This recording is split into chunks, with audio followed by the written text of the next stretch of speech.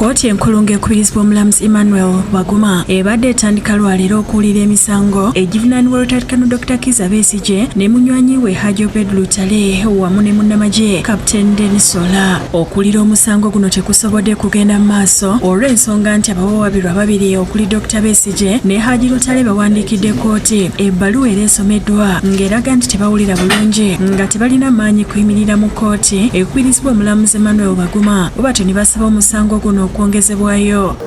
The request they have put to you in the circumstances since they both reported well is reasonable.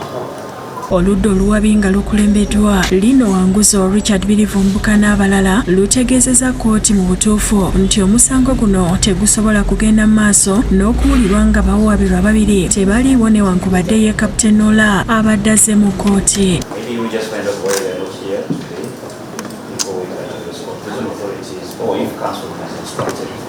Kooti wano weesinzidde neeyongezaayo olunaku olw'okulirirako omusango guno okutuusa ng'ennaku z'omwezi lumu omwezi ogw'ekkumi omwaka guno oluvannyuma lwa kooti bannamateeka babawabirwa nga bakulembeddwa Martha Karua ne Elias Lukwago bannyonnyodde ku bbaluwa Dr. Besigye ne Hajji Lutale gye bawandiise. It had received 2 letters. It read them out.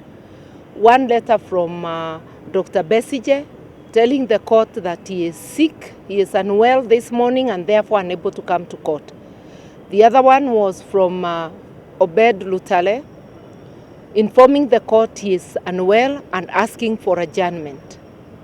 We were not aware of those developments, but it is any one of us can fall sick at any one time. Tagambye nti mulwadde nti he is sick.